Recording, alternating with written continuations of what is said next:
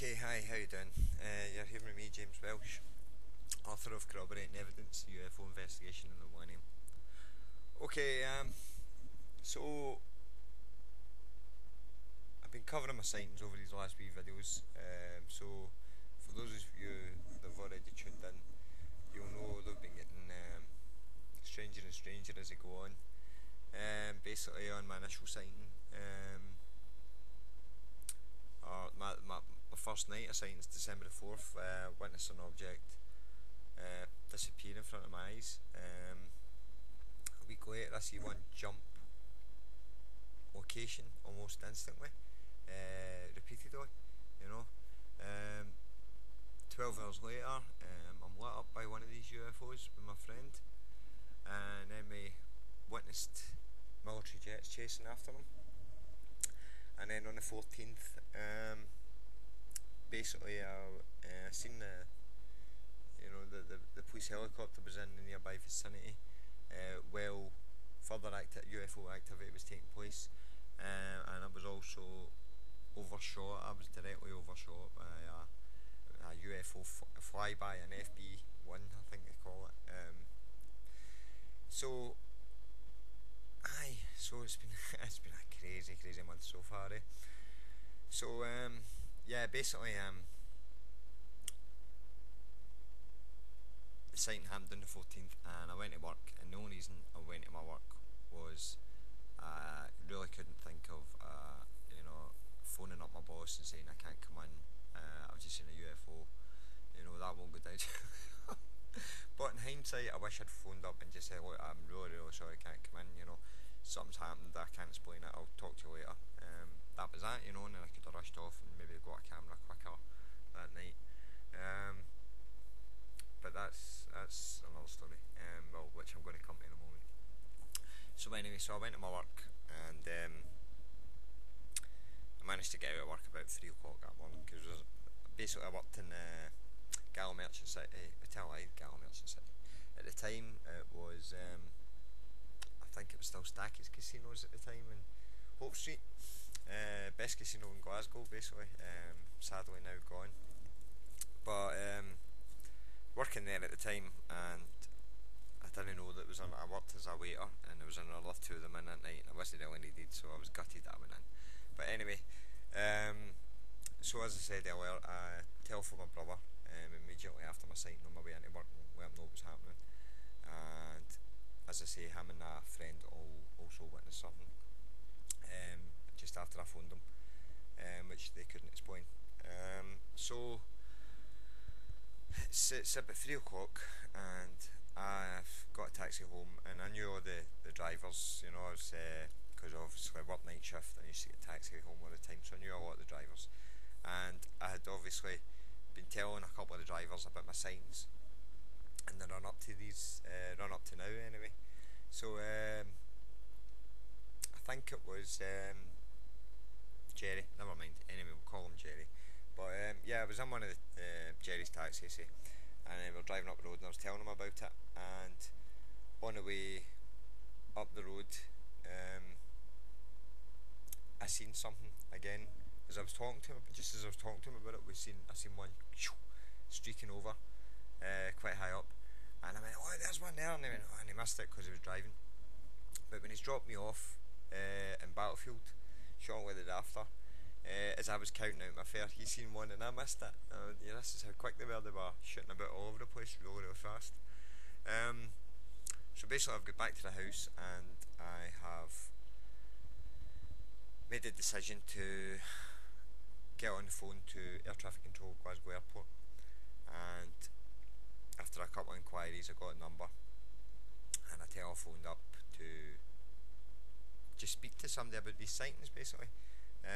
The guy that actually took the call seemed very concerned. He went, how did you get this number? It was, quite on edge, So were there things was going on? I have no idea, no doubt. But main thing is, I logged an official report at 3:30 AM on the 15th of December 1999, and basically informed them about my sighting obviously the following evening, between the hours of 7:30 and 10 to 8, or 8 minutes to 8. So, but I admitted, as soon as I was making an official report, I thought I didn't want to mention the fact that I had seen tornado jets chasing them or the police helicopter. I thought I'd keep that up my sleeve for the time being. Whether that was a wise move or not, I have no idea. But anyway, so I made an official report. That was that. I just phoned up to, because the sightings kept happening, and I thought it was very important. And basically, I wanted to officially document it. So that was that, as far as I was aware. So me and my brother, after making this report, me and my brother went up to Queen's Park, where we observed further UFO activity for again around about a 2-hour period. We were very close to the flagpole, which is at the highest point in the park, and we both had cameras on us. And at one point, my brother spotted a glowing reddy orange globe, fiery globe away in the distance, the back end of Shawlands, and we seen this through trees. Now, we used one of the branches as a marker, and we watched this object sort of bob up and down very, very slightly, but even though it was some distance away, it hurt your eyes to look at this thing. It was like staring at the sun. So upon seeing this, my brother went to lean on my shoulder to take a photograph, and that's when he clicked. When we clicked, that basically there wasn't any film in the cameras, both of them. I had made the mistake of looking at these two SLRs. I had no idea about photography at the time, but basically I looked at the film counter, and it was like 14 or 18 on both cameras, and I knew I filmed them up to check if there was film in it, I'd expose it. So I figured that there was film in these cameras and just took them. But little did I know at the time that they had macro lenses on them as well, so even if had film in them, the objects would have been absolutely tiny, even though they were tiny to begin with. So it would have been, you wouldn't have been able to see them. So that was the biggest technical goof up in the whole history of mankind, and I put my hand up to it. But regardless, we stood and watched repeated UFO activity. At one point we seen objects in a close vicinity to Glasgow Airport, and one was a larger object, and a smaller object approached it from the right, and it was quite odd watching it. It was like, cartoonish. It was like a wee mouse approaching a cat, running up behind it, and the cat turns around and it's scarpered. That's what it looked like. It was like this small object very, very close to the bigger object, and then suddenly repelled away from it again. So again, as we were leaving the park that morning, roughly about 5:30 in the morning, again we seen 3 tornado jets come screaming over the top of Langside. Again, obviously must have been in pursuit of these objects. So that was incredible, and that was basically my last proper sighting. I had a following one on the 25th, but basically there was quite a group of us at the time, but we never seen anything. It was very cloudy that morning, that evening,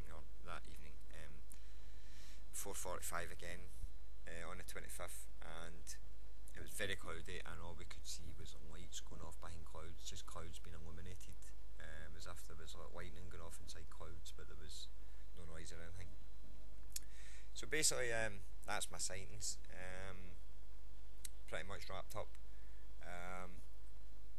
So obviously they were pretty crazy, and etched into my subconscious. So it wasn't until 2001 that I started really looking into this, after encouragement from Graham Birdsall and Ron Halliday, and I'll go into how basically I fell into investigating all this in my next video. So thanks again for tuning in, and I'll catch you on the next one hopefully, guys. Okay, so signing out for just now. Cheers, bye bye. Okay, hi.